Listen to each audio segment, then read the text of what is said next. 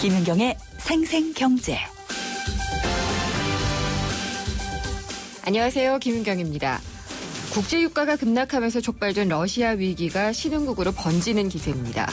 같은 산유국인 베네수엘라에 곧 디폴트가 올 것이라는 얘기도 나오고요. 브라질, 인도네시아, 터키 외환시장도 요동치고 있습니다.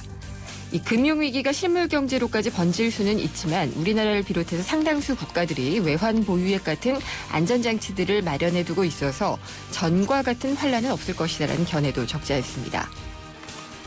땅콩 회항 사태, 다른 오너 재벌 기업들은요, 이 여파가 번질까 단속 중이라고 합니다. 이번 사태에 대해서 각종 분석 보고서를 작성해서 공유를 하기도 하고요. 재벌 자녀들을 재교육하는 그런 대책도 마련하고 있다고 합니다. 살아나려나 기대감이 번지던 부동산 시장 다시 곤두박질 치고 있습니다. 재건축 초과이익 환수제 폐지 같은 관련 법안이 국회를 통과하지 못하고 있는 이유가 크죠. 그렇지만 분양시장에 같은 기대는 좀 컸던 것이 아니냐는 지적도 나옵니다. 위례 신도시 웃도는 반토막이 됐다는데요. 비정상적으로 기대가 번졌던 탓도 있겠죠. 김윤경이 뽑은 오늘의 생생 키워드, 번지답니다.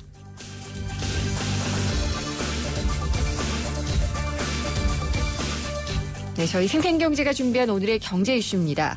내년 1월 1일부터 도시가스 요금이 내릴 것으로 보입니다. 유가가 계속 내리니까 자연스러운 수순이기는 합니다. 네, 사실은 박근혜 대통령이 도시가스와 전기요금 인하를 주문했기 때문에 이것이 이루어진다는 얘기인데 당장 인하하는 것은 좋기는 한데요. 나중에 혹시라도 빚더미로 국민들을 압박하는 것은 아닐지 잠시 후 2부에서 도시가스, 전기요금의 인하 배경을 짚어보도록 하겠습니다. 그리고 정규직이 과보되고 있다는 얘기가 정부에서 흘러나왔죠. 그래서 이걸 좀 유연화하겠다는 내용이 나오면서 노동시장 구조개혁이 경제계의 최대 화두가 되고 있습니다. 특히 어제 열린 한국개발연구원 KDI 정책토론회에서도 여러 얘기들이 오갔다고 하는데요. 3부 끈질긴 인터뷰에서 노동구조 개선 방안을 또 다른 시각으로 짚어보도록 하겠습니다. 김윤경의 생생경제 1부 시작합니다.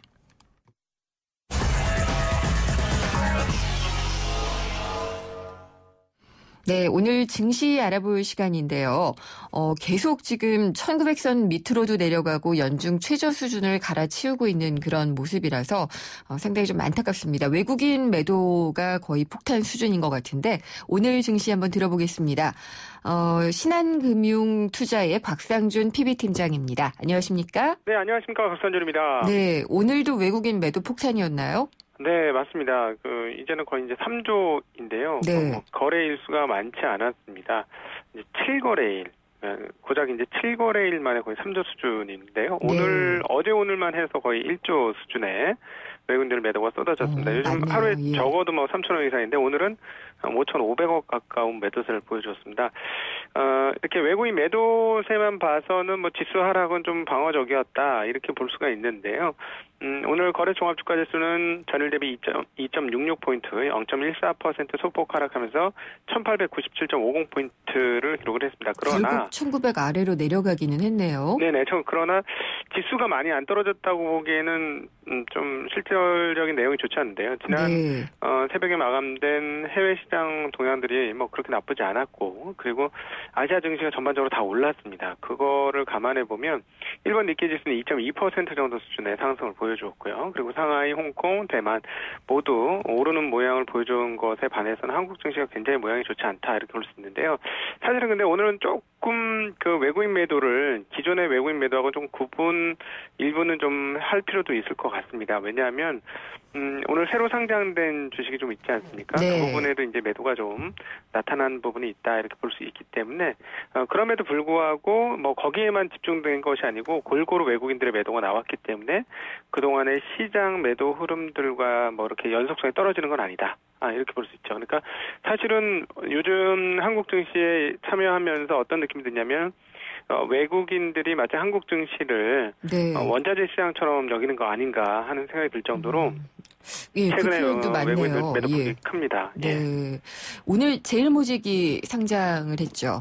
네네네, 맞습니다. 그러니까는 제일모직 상장으로 인해서 외국 매도가 훨씬 더 커졌다는 것은 분명해 보입니다. 그러니까 일반적으로 우리가 이제 외국인들의 매매 패턴에서 가장 많이 이제 매매가 나오는 업종은 뭐 전기전자, 자동차, 네. 운수업종 이런 건데 오늘 정말 특이하게 섬유의복 업종에 외국인들의 매도가 4,400억 정도 올렸거든요. 그러니까 오늘 외국인들의 5천억 매도 중에 약 한 80%는 제일모직 매도로 쏟아진 것이다 이렇게 볼 수 있습니다. 오늘 제일모직 아주 뭐 좋은 스타트를 보여주었는데요.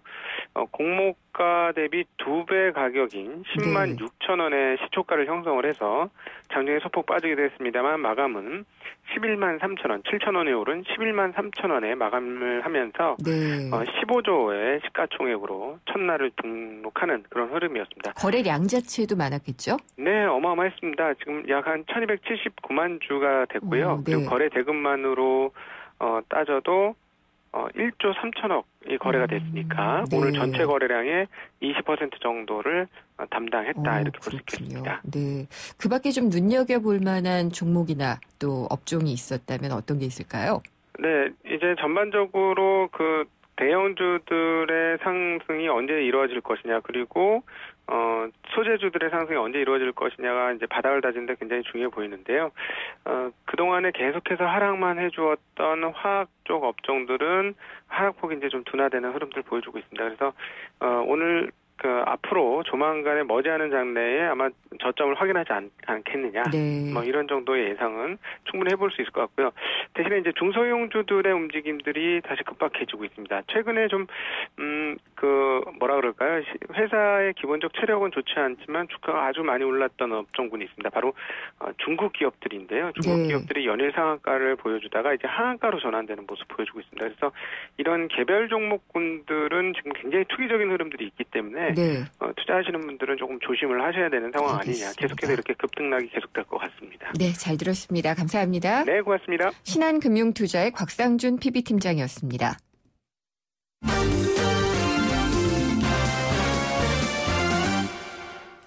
오늘의 주요 경제 뉴스입니다. 한국일보의 이성철 부국장 연결합니다. 안녕하십니까? 안녕하세요.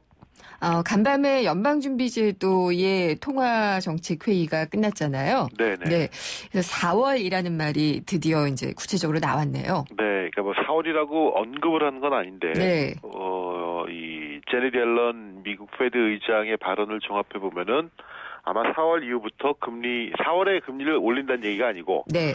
4월 이후부터 그 부분이 아마 이제 본격적으로 논의가 될 것이다라는 얘기인데 두 차례의 회의 뒤에 이렇게 얘기를 했죠. 그렇죠. 예. 그 옐런 의장 발언은 이런 겁니다. 그러니까 이 FOMC 회의가 앞으로 기준금리 정상화, 그러니까 금리를 올리는 문제를 앞으로 2번 정도의 회의에서 시작할 것이라고는 생각하지 않는다. 네.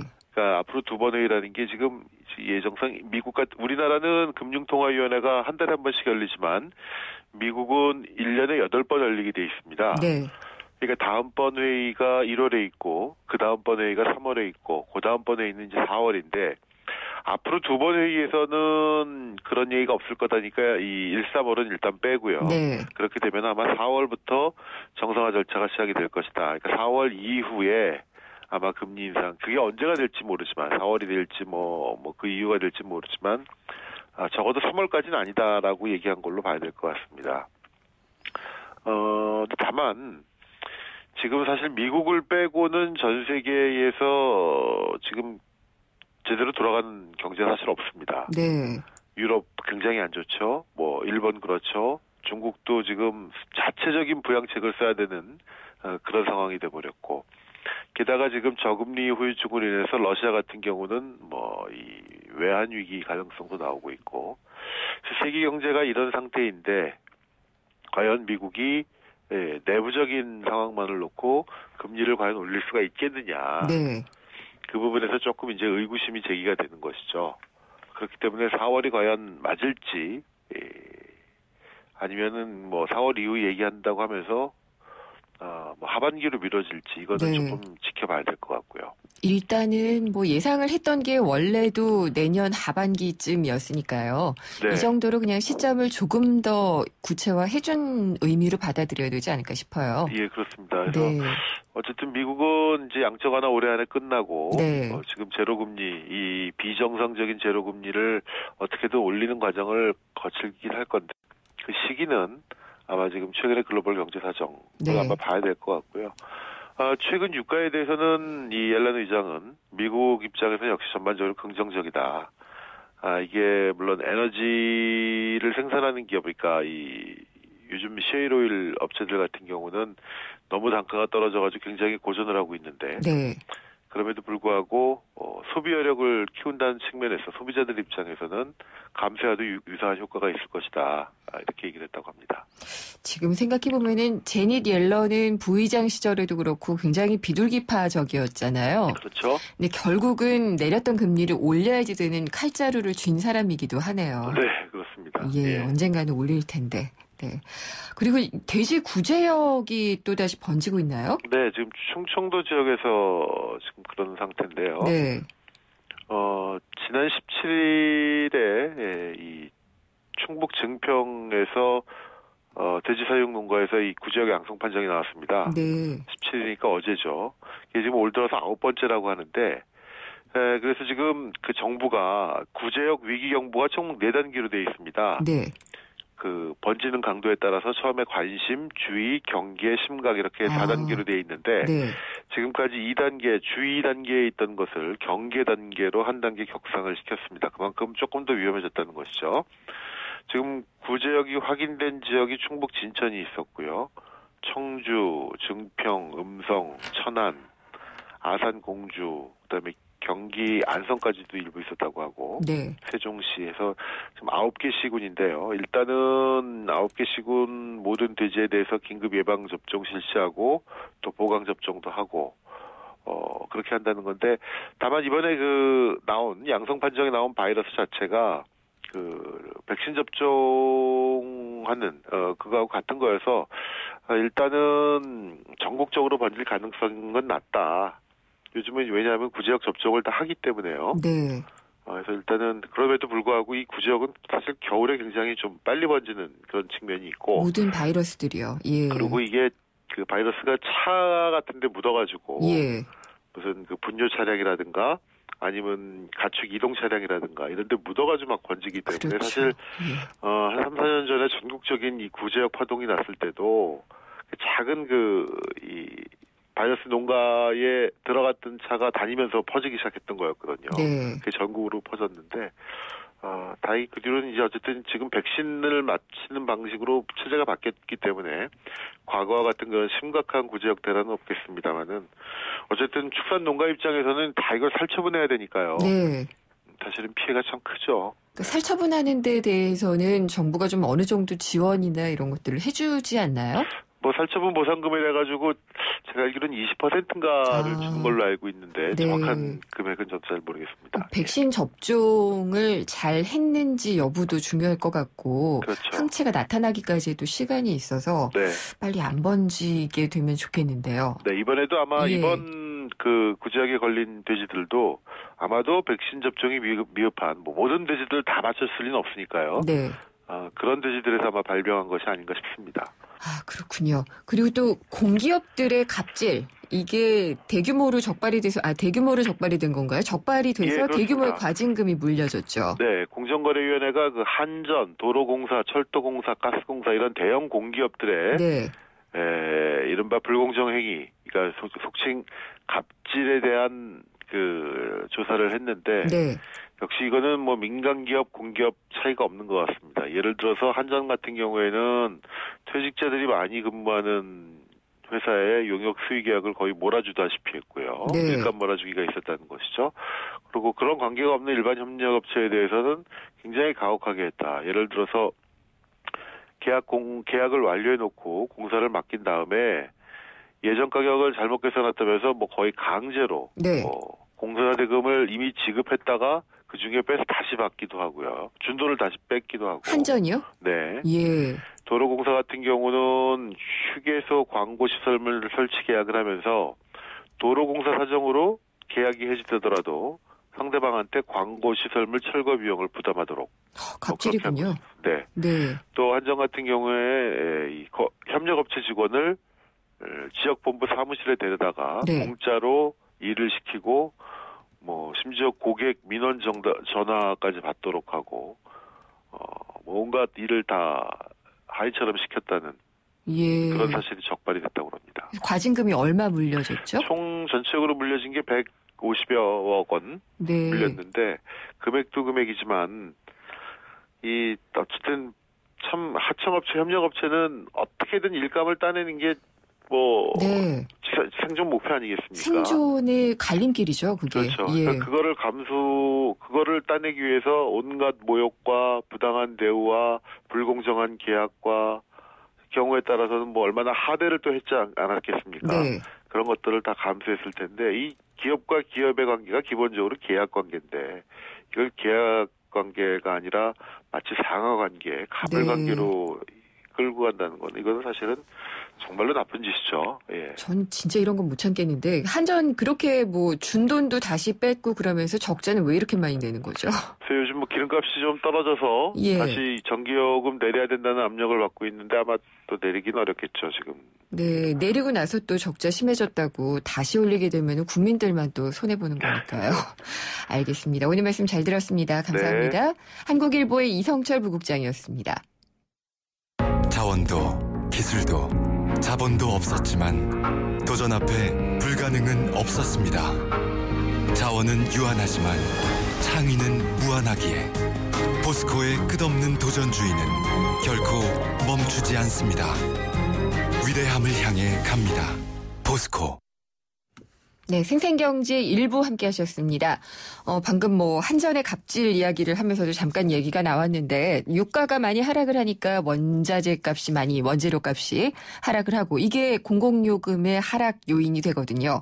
그러니까 내리겠다. 이제 1월 1일부터는 도시가스 요금은 인하를 거의 검토를 하고 있는 것으로 얘기가 되고 있습니다.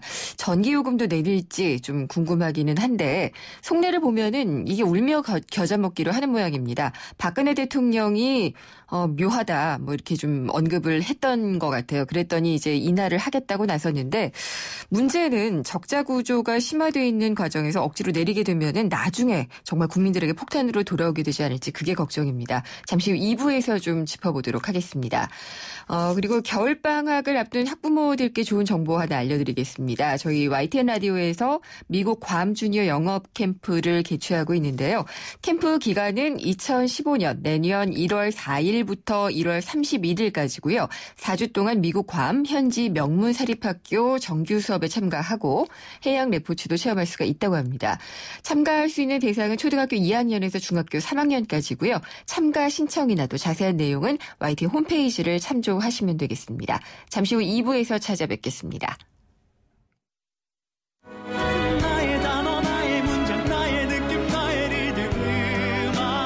YTN 라디오와 세종문화회관이 공동 주최하는 뮤지컬 제약 콘서트 프로미스 2015 3차성 매진 기록의 모차르트 뮤지컬 어워즈 최다 수상의 엘리자벳을 비롯해 2014년을 빛낸 최고의 뮤지컬들이 올해의 마지막 날 한자리에 모입니다. 임태경, 민영기, 옥지연 등 최고의 뮤지컬 스타와 관객이 함께하는 프로미스 2015 예매는 인터파크에서 확인하세요.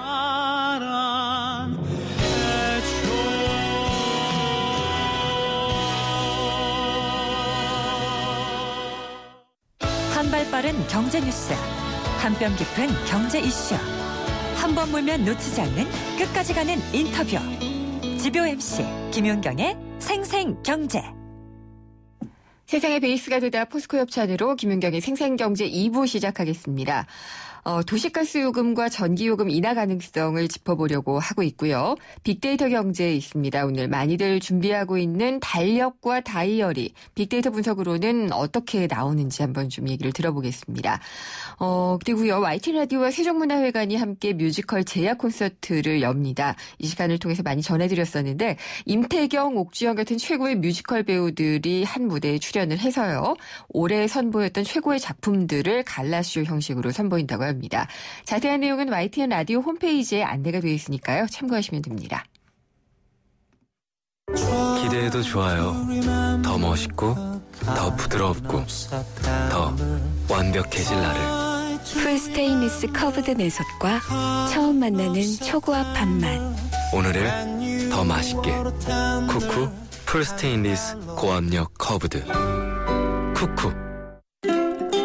우리는 봄, 당신을 봄, 제대로 봄, 꼼꼼히 봄.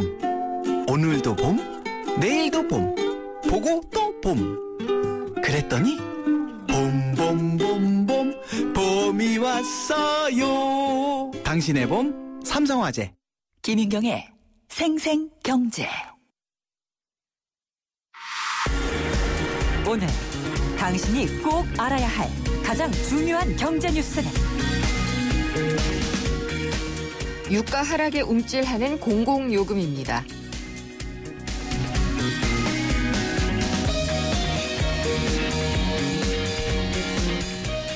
국제유가가 많이 내렸죠. 그러다 보니까 이제 공공요금도 하락 요인이 생겼는데 그냥 가만히 지나갈 수도 있었던 것 같은데 박근혜 대통령이 주문을 했죠. 인하를 하라고. 그래서 기획재정부와 산업통상자원부에서 도시가스 원료비 조정과 관련한 정례 협의를 열어서요.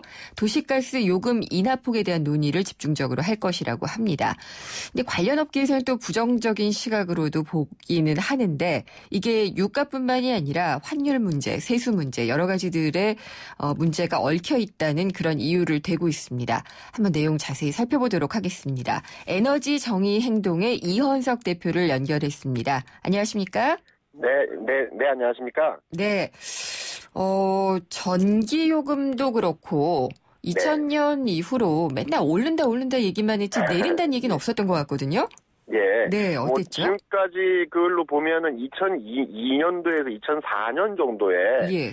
그 전기 요금이 일부 이제 내리거나 혹은 이제 계속 정체되는 그런 적이 잠시 있긴 했습니다.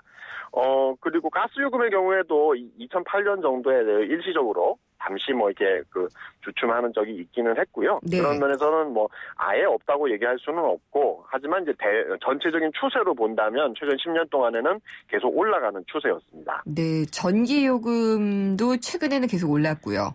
네, 맞습니다. 예, 가스요금도 오르기는 계속 올랐죠. 예, 네. 계속 올랐습니다. 일시적으로 잠시 그냥 주춤했던 그런 정도입니다. 예. 그렇군요. 근데 이제 국제유가가 떨어진다 이러면 사람들이 바로 연결하기는 조금 어려울 수도 있는데 전기요금이 떨어져야지 되는 게 아니냐. 천연가스 요금도 좀 가격도 떨어지게 되는 것이 아니냐. 그러면 도시가스 요금도 내려야지 이렇게 생각을 하거든요.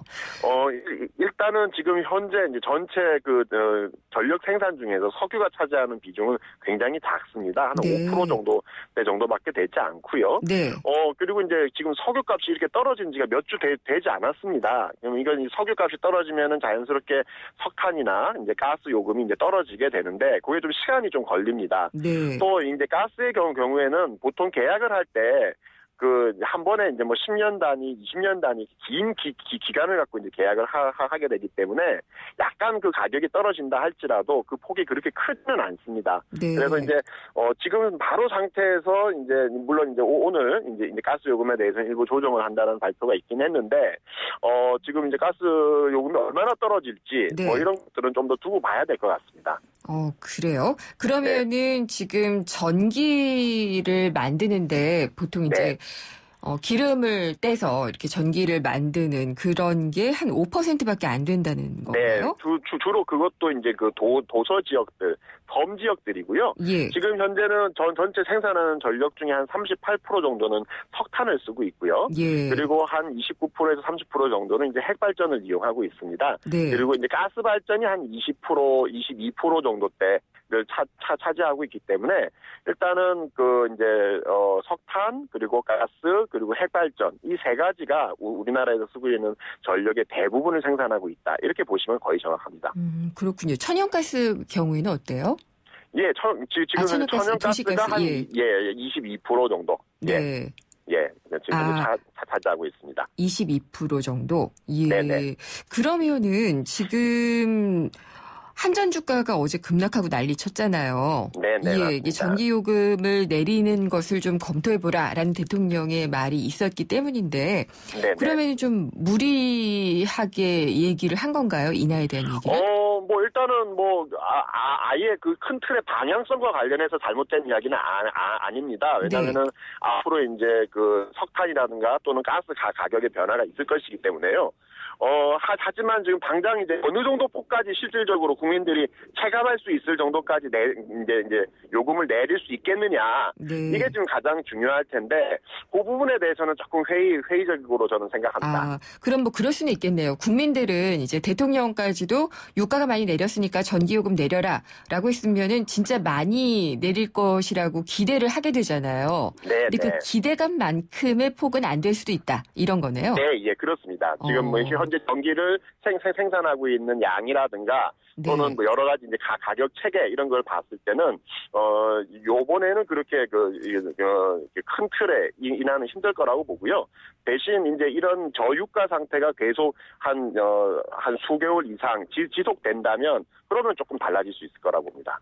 근데 대표님 아까 몇 주 정도밖에 안 됐다 급락하지 그렇게 얘기를 하셨는데 꾸준히 내려온 걸 치면은 몇 달 됐거든요. 예. 내릴 요인은 있잖아요. 예, 그렇긴 합니다만은 이제 최근 아주 급락하게 된 거는 이제 뭐 그렇게까지는 많이 된 것은 아니기 때문에 이제 이런 것들이 이제 반영되는데 시간이 좀 걸리는 겁니다. 가스 요금은 어떨까요? 사실은 석탄 요금에 비해서는 가스 요금이 석유 요금하고 연동되는 폭이 훨씬 더 큰 편이기 때문에 그런 면에서는 저는 그거는 조금 더 이제 전기 요금보다는 조금 더 큰 폭의 그런 변화가 있을 수 있다고 생각합니다. 그래서 가스값 내린다는 얘기가 먼저 나오는군요. 예, 그렇습니다. 네, 대략 폭을 어느 정도 생각하고 있으면 될까요? 글쎄요, 그거는 지금 좀 더 봐야 되긴 할 텐데요. 네. 그 폭의 경우에도 사실은 이 석유값이 떨어지는 것에 비해서는 굉장히 작은 그런 비중이 될 것 같습니다.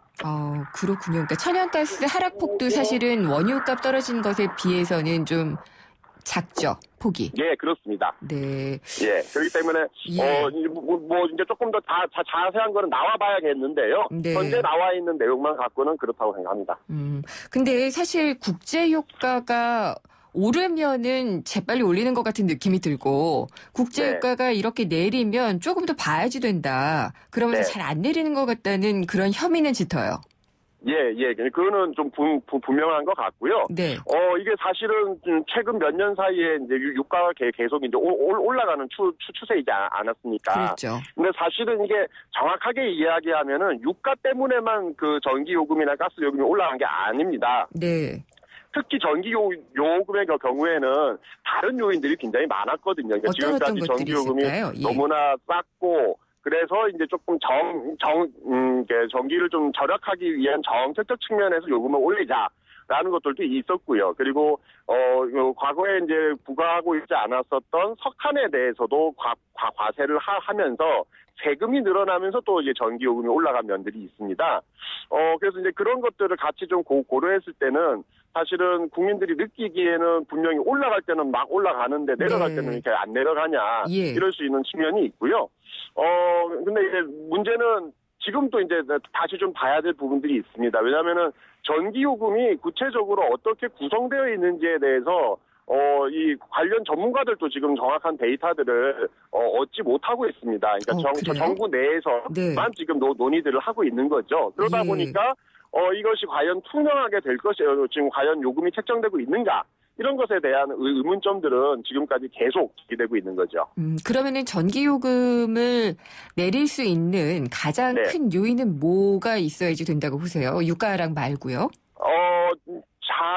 사실은 전기요금을 지금보다 더 많이 낮추기 위해서는 1차적으로는 연료비가 차지하는 비중이 많기 때문에 석탄이나 가스의 요금이 이제 떨어지는 것이 가장 클 것이고요. 계속 이제 의구심을 갖고 있는 것은 지금 이제 한전이 공기업이지 않습니까? 이런 이제 공기업 시스템에서 더 효율적으로 과연 공기업이 운영되고 있는가?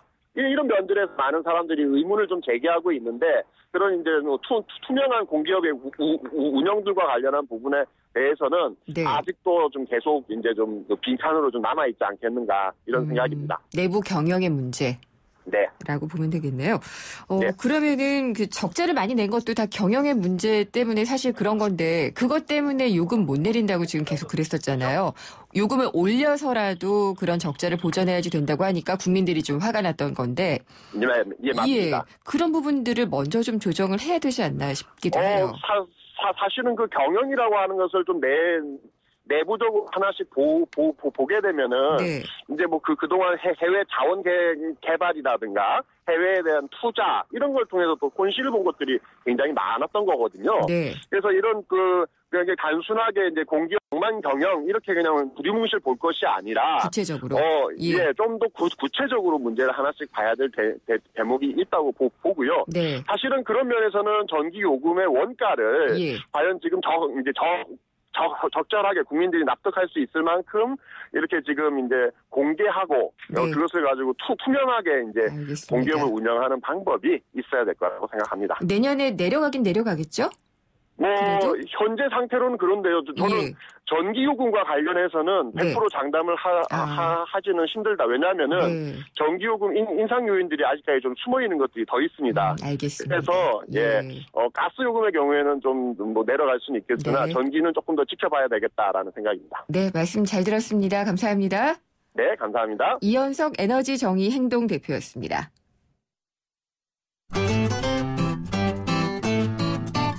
생생경제를 다양하게 만나는 방법.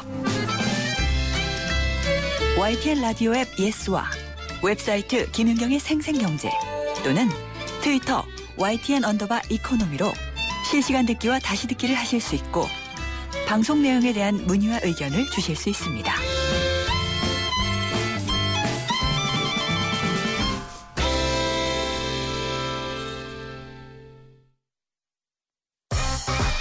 경제의 새로운 트렌드, 빅데이터 경제지도. 숫자로 보는 신기한 세상, 빅데이터 경제입니다. 다음 소프트의 최재원 이사님 나오셨습니다. 안녕하십니까? 네, 안녕하세요. 네, 연말이네요. 그러게요. 모임도 많고 또 선물 주고받는 것도 좀 많아지잖아요. 그렇죠. 근데 연말 선물은 늘 걱정되고 고민되는데 어떤 게 좋을까요? 네, 지난번에도 선물에 대해서 항상 고민이다라는 그런 표현들 많이 써줬다고 하는데요. 네. 뭐 선물이 항상 그렇듯 뭐 대상이나 또 어떤 시기 또 목적에 따라서 사실 다양성을 갖고 있긴 한데 연말이고 새해이기 때문에 사람들이 좀 선호하는 게 있더라고요. 뭐죠? 그게 이제 캘린더. 우리 예전에 달력 많이 어르신들 돌렸던 것 같은데. 그때는 은행 달력 돌렸죠. 예. 지금은 약간 캘린더라고 좀 세련된 표현으로 나오는 것도 있고 또 그리고 다이어리. 이 두 개가 어떤 좋은 선물 아이템으로 또 선물이 아니더라도 본인이 이제 구매하려고 하는 그런 아이템으로 나오고요. 또 둘 중에 또 굳이 어느 게 더 사람들이 많이 소셜에서 선호하는지는 이제 다이어리를 더 선호하시는 것 같아요. 그래요? 네. 그게 이제 굳이 시점을 나눠보자면 2012년 전까지는 캘린더를 사람들이 많이 좀 찾고 언급을 해줬는데 작년부터는 다이어리에 대해서 사람들이 더 관심이 높아지고 있었어요. 아, 그래요? 네. 이게 뭐 특별한 의미가 있을지는 이따가 뭐 기회가 되면 알아보고요. 네. 근데 캘린더라고 하면은 사실 내년은 이렇구나라고 한번 쭉 보면서 이제 계획을 해보는 그런 의미도 있잖아요. 네, 뭐 1년 중에 제일 많이 보는 시기가 지금이 아닐까라고 생각은 드는데 이 소셜에서 그러면 사람들이 캘린더랑 같이 연관돼서 표현하는 감성 키워드가 뭔지를 이렇게 뽑아봤더니 약속. 뭐 아무래도 이제 캘린더의 약속을 뭐 상징하는 여러 가지 의미가 있을 거고요. 그런데 정말 또 아쉽게도 이 캘린더랑 취업이라고 하는 키워드들이 같이 올라오고 있었어요. 많이. 어렵긴 어렵군요. 네, 그건 정말 좀 안타까운 이제 얘기긴 한데 또 같이 또 올라오는 것들은 또 여행. 그리고 휴가. 네, 아무래도 캘린더를 통해서 사람들이 여행 계획을 짜고 또 이제 지금 보는 사람들은 여름 휴가 계획을 또 짜기도 하나 봐요. 전 이걸 몰라가지고 후배들한테 좀 미움을 받을 뻔했는데 후배들은 이른 봄부터 여름 휴가 계획을 세워줘야 되더라고요. 부장이. 네. 또 요새 또 저희 젊은 그 직원들 이 특성들이 보니까 그 1년치 계획을 다 미리 노는 계획들은 1년치를 다 짜놓는 좋은 습관들을 갖고 계시더라고요. 네. 그게 관리자 입장에서는 별로 그렇지는 않더라고요. 그렇죠. 전 이해가 잘 안 되는 그런. 저랑 비슷하시군요. 안 됩니다. 그럼. 근데 어떤 캘린더를 선물하는 게 좋을까요? 이 캘린더를 굳이 이제 또 나눠봤더니 이제 두 가지가 있는데요. 이 캘린더가 또 브랜드랑 또 어떤 모양 이 두 가지로 이제 나누고 갖고 있더라고요. 네. 사람들은. 근데 이제 왜냐하면 이 브랜드라고 하는 건 말 그대로 어떤 브랜드가 아니라 이제 인물을 얘기하고 있었어요. 그렇죠. 예. 네, 그래서 캘린더에서 자기가 그 좋아하는 또 연예인일 거예요. 인물이라고 하면 연예인인데 이런 연예인들 사진이 올라와 있는 캘린더를 사람들이 많이 좋아하고 있는 거죠. 올해는 누군가요? 어떤 연예인인가요? 올해는 엑소가 1위였고요. 아, 역시. 네. 예. 또 저는 몰랐는데 이 치킨을 또 시키면 공짜로 주는 이 신화 캘린더가 있었던 것 같아요. 공짜로 얻을 수가 있는 거고요. 네, 치킨 시키면 주는 그 캘린더로 신화 거가 2위로 올라왔고요. 네. 그리고 이제 이민호 캘린더가 3위로 올라왔습니다. 아, 이민호 캘린더가요? 네네. 예, 이거 돈 주고 사야 되는 건가요? 네, 돈 주고 사야 되더라고요. 이민호 캘린더. 그리고 저는 정말 이게 귀중한 건 줄 모르고 선물을 받았던 게 있는데 네. 무한도전 캘린더를 선물을 받았는데 네. 뭐 대단한 건 줄 모르고 고맙다 그냥 그러고 말았었거든요. 뭐 인물 캘린더라고 봐야 될 것 같은데 네. 어떤 인물 캘린더의 원조라고 생각을 해요. 그렇죠. 네, 근데 무한도전 캘린더에 대한 인기가 사실 한 2년 전부터 네. 있었던 걸로 봐지고요. 근데 이제 이번에 이 무한도전 캘린더가 작년에 비해서 이 관심도가 떨어지고 있었어요. 이유가 뭐 굳이 이유를 이제 소셜에서의 이유를 찾아본다면 약간 그 노홍철 음주운전 사고하고 네. 좀 약간 연관을 좀 짓는 글들이 좀 올라와 있던 걸로 봐서는 아무래도 이 영향을 좀 받은 것 같고 네. 그리고 또 다른 캘린더들이 또 많이 올라오고 있기 때문에 또 그런 측면에서도 네. 관심도가 좀 떨어지지 않을까 생각은 합니다. 참 인기라는 게 또 이렇게 하루아침에 달라지기도 하니까요. 네네. 그리고 어떤 모양의 캘린더냐라고 얘기를 하셨는데 네. 이게 어떤 모양이 있어요, 캘린더가? 이 사람들은 네. 정말 이 직관적으로 사이즈하고 디자인 두 가지 관점에서 판단들을 많이 하시더라고요. 네. 이제 2012년까지는 사이즈에 대한 관심이 많이 컸었는데 이제는 작년부터 이제 디자인에 대해서 관심이 많이 증가하고 있었고요. 그리고 이제 그 내용을 좀 더 파악해 보면 본인들이 직접 이제 아무래도 예전에는 자기 일상을 올리는 그런 일들이 많이 있었기 때문에 소셜에 사진들을 많이 가지고 계셨어요. 그렇죠. 예, 그래서 그 사진을 가지고 포토 캘린더를 이제 만드는 것이 좀 인기였었고요.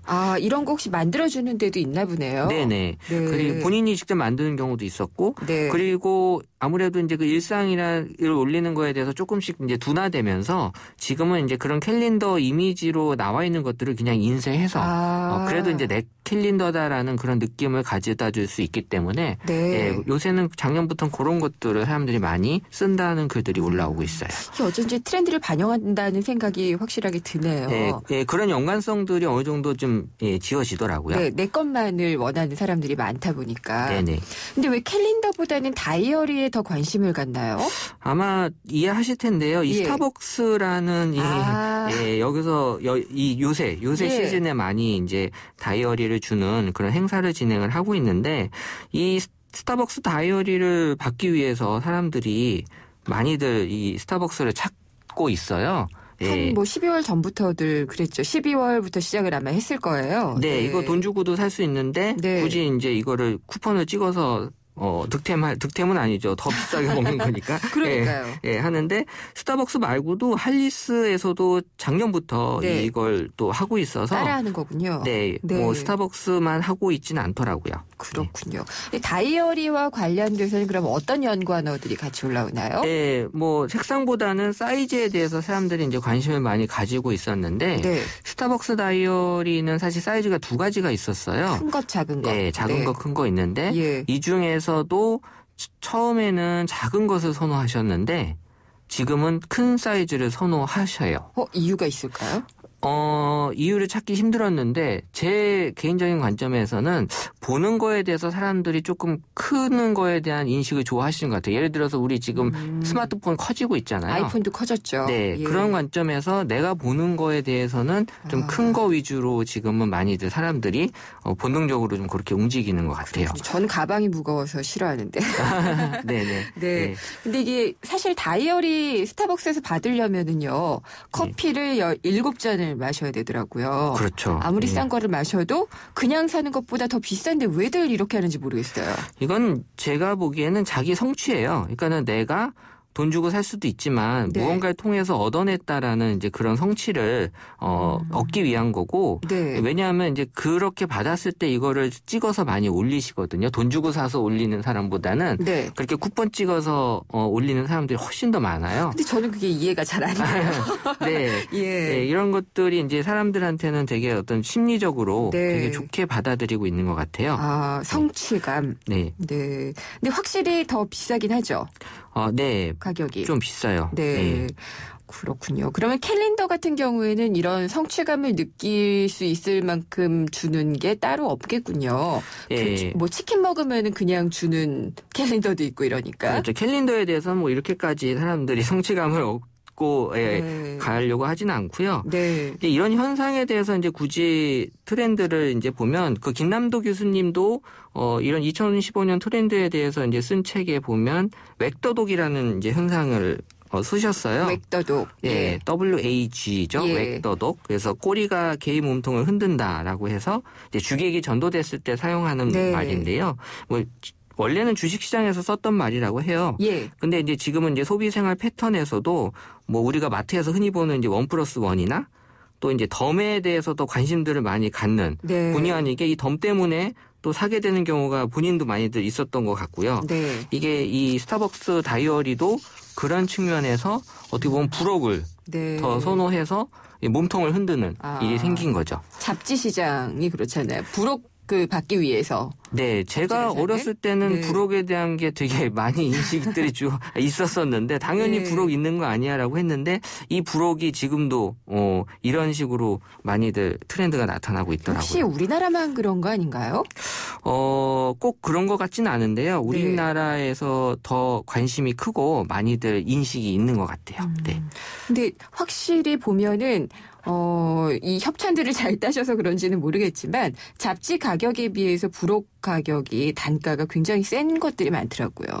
예, 그렇죠. 아마 화장품 같은 경우도 지금은 이제 부록에 대한 네. 그런 걸로도 지금 세일즈를 하고 있는 걸로 알고 있거든요. 네. 그러면은 이 꼬리가 몸통을 흔들 정도면 꼬리에 신경을 좀 많이 써야 되지 않을까 싶어요. 그러니까 부록에. 네. 예. 그래서 뭐 지금 또 다른 그런 것들 현상에 대한 게 던킨 도너츠죠. 거기서도 네. 예, 인형 증정하는 행사를 하고 있는데요. 예. 뭐 이틀 만에 52,000개가 나갔다고 하니까 이 대단한 그런 어떤 반응을 보였던 거고 이게 이것 때문에 던킨에 대한 그 소셜에서의 언급량이 3배 정도 증가가 됐어요. 그러니까는 뭐 제가 던킨 도너츠 사장이라면 안 할 이유가 없는 거죠. 이게. 그렇죠. 제가 이런 걸 많이 당합니다. 인형 같은 거 주고 그러면은 조금 돈을 더 내고 사잖아요, 보통. 네. 예. 이런 걸로 그러면 또 뭘 주면 사람들이 이제 부록에 대해서도 그럼 좋아하는 게 있고 관심 있는 것들이 있을 것 같아서 찾아봤더니 사실 이 던킨의 그 인형이 되게 귀여운 인형이에요. 무민 인형. 네, 무민 인형인데 이게 이 러버덕 전시 이후에 사람들이 귀여운 것 사실 그 전부터 약간의 그런 느낌들은 있었었는데 귀여운 것에 대한 향수를 느낀다라는 이제 글들도 많이 올라오고요. 무민 캐릭터가 굉장히 귀엽죠. 하마같이 생긴. 네. 그래서 이게 굳이 뭐 따져보자면 이게 예쁜 것보다는 귀여운 것으로 이제 어느 정도 바뀌지 않나. 그럴 수도 있겠네요. 네, 그러니까 사람들이 어떤 트렌드가 본인도 모르게 바뀌는 것들이 있기 때문에 그래서 이제 이런 그 약간 귀여운 컨셉으로 부록을 만들면 아마 더 효과가 있을 거다라는 생각이 드는 거죠. 예, 귀여움에 대한 이야기도 상당히 좀 흥미롭습니다. 네. 잘 들었습니다. 감사합니다. 네. 최재원 다음 소프트 이사였습니다. 왜 이렇게 뻑뻑하지? 토탈 쿼츠 엔진 오일이 필요해. 역시 토탈 쿼츠. 뛰어난 엔진 보호로 차의 수명과 성능을 최대로. 토탈 쿼츠. 엔진의 무한한 가능성을 깨웁니다. 윤활유의 올바른 선택. 토탈. S-오일 토탈 윤활유 주식회사. 25년간 집에만 집중해 전국 7만 7천여 세대를 공급해온 호반건설. 12월 시흥 목감과 광명 역세권 지구에 찾아옵니다. 편리한 교통과 상업시설을 모두 누리는 시흥 목감. 특별한 가치의 광명 역세권 지구. 첫 민간 분양 브랜드 아파트. 오산 세교신도시와 수원 호메실 지구까지. 역시 호반건설. 승기는 손 큰 사람. 토핑을 2배로 주니까 베이컨, 스테이크, 소세지, 오징어, 새우가 듬뿍. 빵 끝엔 크랜베리 크림치즈와 애플 시나몬이 꽉. 토핑이 2배. 토핑 킹. 와, 맛도 2배네. 이런 피자헛 지금 주문하면 미디엄 가격에 라지를. 정규 시장의 비정규직화, 해고 조건 완화 이런 얘기들이 나오고 있는데 이게 바로 정규직이 과보되고 있다는 정부발 발언에서 비롯된 얘기입니다. 지금 재계 최대 화두는 노동시장 구조 개혁인데요. 이르면은 다음 주 초, 좀 늦어도 이달 안에 아마도 경제 운용 대책이 나올 텐데 여기에 이 고용 유연화가 담길지를 놓고 여러 가지 방안이 얘기가 되고 있습니다. 어제 KDI 정책 토론회에서도 열띤 토론이 이어졌다고 하는데요. 3부 끈질긴 인터뷰에서 이 내용을 또 다른 시각으로 짚어보도록 하겠습니다. 그리고 겨울방학 앞둔 학부모님들에게 도움이 될 정보입니다. YTN 라디오에서 미국 괌 주니어 영어 캠프를 개최하는데요. 내년 1월 4일부터 31일까지고요. 4주 동안 미국 괌 현지 명문 사립학교 정규 수업에 참가를 하고 해양 레포츠도 참여할 수 있다고 합니다. 그리고 올해 마지막 날에는 YTN 라디오와 세종문화회관이 함께하는 제야 콘서트가 있습니다. 자세한 내용은 모두 다 YTN 라디오 홈페이지를 찾아보시면 됩니다. 4시 뉴스 듣고 생생경제 3부에서 뵙겠습니다.